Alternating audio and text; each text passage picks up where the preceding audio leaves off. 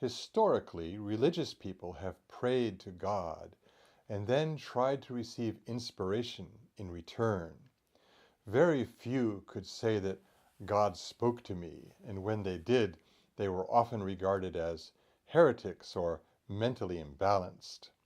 Yet, many people believe in God and believe that God is an intellectual, thoughtful creator who has a mind. Is there a way for us to communicate with God in a balanced and reasonable way? Hello, everyone. My name is Peter Falkenberg Brown. Welcome to the Love, Freedom in the World video and podcast channel, where we explore ways that love, beauty, joy, and freedom can inspire and inform the human soul, transform society, and possibly transform the world. At the end of this presentation, information will be shared about how you can support this channel at patreon.com/Peter Falkenberg Brown. My topic today is Divine Writing Communion and the Joy of Living with God. For a number of years now, I've been practicing what I call Divine Writing Communion. I pray to receive God's words to me and offer God my love and embrace. I then open a document on my laptop and begin the session with the date and the sentences, "Dear Beloved, is there anything that you would like to tell me now? Is there anywhere that you would like to take me now on a journey?" I often write more, sharing my day or my thoughts or my questions with God, and then I place my hands on the keyboard and wait with a prayer to receive God's words. After a short time, I usually feel strong impressions of thoughts and words coming into my mind, very much like taking dictation, and then I write them down. Some people might refer to this as automatic writing or channeling, but in my case, my fingers are not moving of their own accord. I am conscious and aware and simply listening in prayer for God's response. I would describe the experience as a conversation with God based on telepathic listening. I am well aware of the fact that receiving messages from God is a controversial practice, since no one really knows, including the recipient of the messages, if the messages come from God, one's higher self, one's imagination, or even from a discarnate entity other than God, benevolent or otherwise. I thus do my best to test everything I read or receive from any source with ethical principles and the virtues. If the content supports love, kindness, and virtue, it may well be worth listening to and may indeed come from a higher source. There is also the question, who are you to receive a message from God? Only holy and special people can receive God's messages. To that I say, God lives in all of us and speaks to all of us. I believe that it is now time to universally recognize that the indwelling God is equally available to all of us, without exception. I have asked myself these questions more than once. I've read many authors' texts that purport to be messages from God, and I always study them with a healthy grain of salt. It becomes especially important to employ a critical thought process when a person states that God has said such and now you should follow this direction. I believe that God speaks to each person directly. When I asked God about the authority of a particular author's revelations from God, I received this in reply, with the name changed to X. The part of me that is all of X is a different part of me than the part of me that is all of you. For that reason, each person must contact me directly to know what he or she should do and what I think about them. As you have written to your friends, no one can be closer to you than God. Read many things, but test them against the virtues and test them against what you hear from me reverberating in your soul.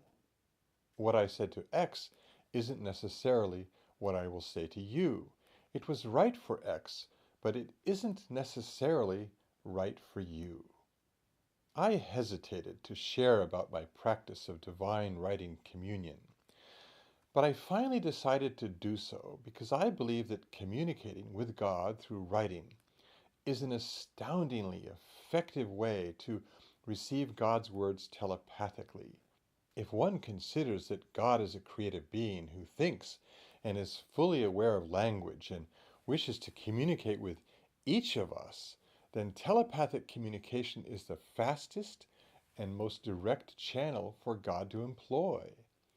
It's also worth considering the idea that it is entirely within God's power to reach the hearts and minds of all of us with the method of communication that works best for each of us.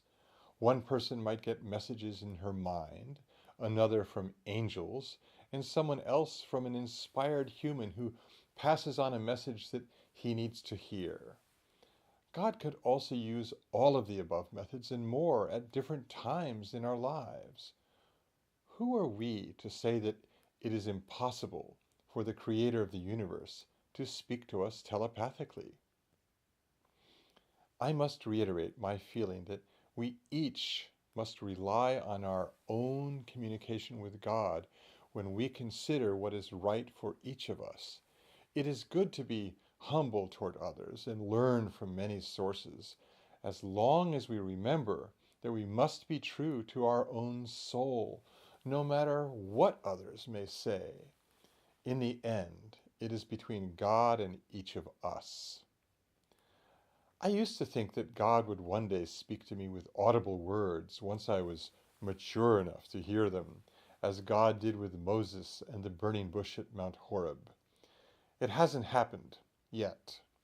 I'm not suggesting that it won't, but in the meantime, I have found that when I engage in a divine writing session, my mind seems to be far more open to receive God's thoughts and words in a clear and exact fashion. Perhaps it is because of the mechanical relationship between thought and the act of writing. When God telepathically transmits thoughts to each of us as we go about our day, we move between different levels of telepathic sensitivity. Even when we receive God's thoughts successfully in prayer, we don't usually write them down as they are given to us. But when we place ourselves in a receptive frame of mind, with our hands ready to take dictation, I believe that the results can be extraordinary and beautiful. The Christian mystic and Beguine Mechtild of Magdeburg, born in 1208, wrote the book The Flowing Light of the Godhead. She received telepathic messages from God that have proven to be delightful and enduring. Her love for God and her understanding of God's omnipresent embrace were beautifully expressed in the following stanzas. Book 1, verse 24, How God Responds to the Soul. That I love you passionately comes from my nature, for I am love itself. That I love you often comes from my desire, for I desire to be loved passionately. That I love you long comes from my being eternal, for I am without an end and without a beginning. Book 2, verse 6, as an excerpt from God.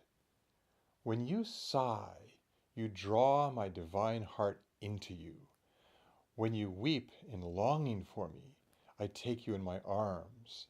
But when you love, we two become one being.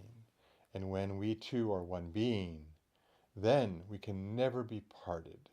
Rather, a blissful abiding prevails between us.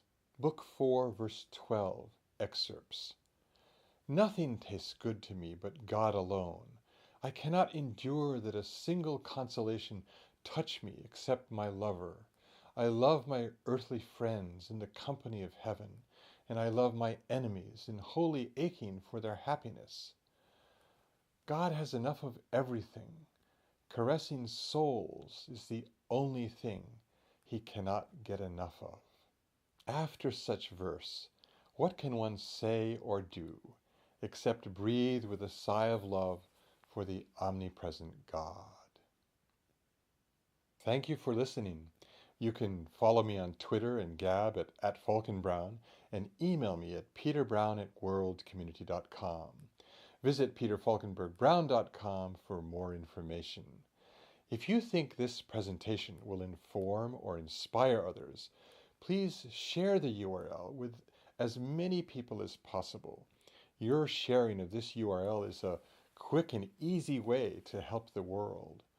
Please help this channel grow by going to patreon.com/peterfalkenbergbrown and contributing as little as $3 per month.